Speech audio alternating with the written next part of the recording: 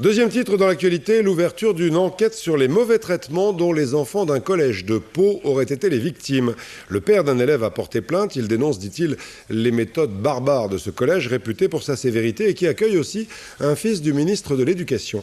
Évidemment, je n'ai jamais été informé de quoi que ce soit de violence ou de violence a fortiori sexuelle.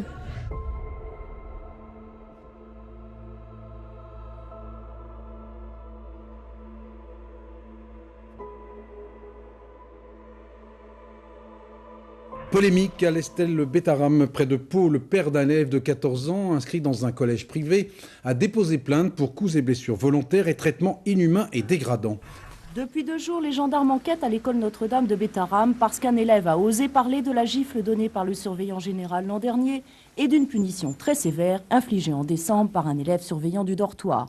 1 heure debout sur le perron en pleine nuit, en petite tenue par 0 degré.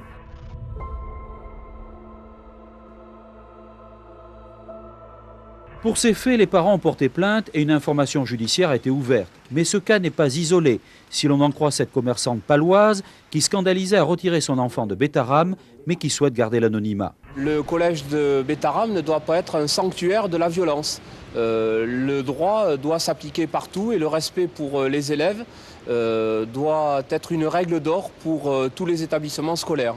Jean-François Blanco, qui est dans sa plainte, a énuméré d'autres mauvais traitements qui auraient eu lieu dans ce collège, qui compte parmi ses élèves le fils du ministre de l'Éducation, François Bayrou. Si les responsables de Bétharram n'ont pour l'instant pas souhaité répondre à ces accusations, l'inspection d'académie a toutefois décidé aujourd'hui d'ouvrir une enquête. J'avais signalé à plusieurs reprises des comportements qui me semblaient anormalement agressifs à l'égard des élèves. La justice devra statuer sur ces différents dérapages de discipline. Le ministre de l'Éducation pourrait aussi demander des comptes à cet établissement sous contrat.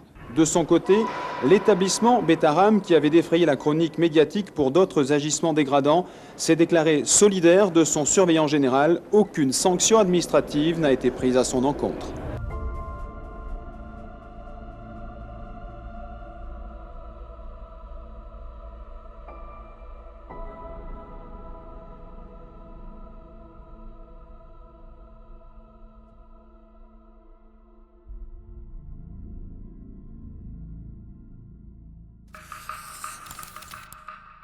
Mediapart.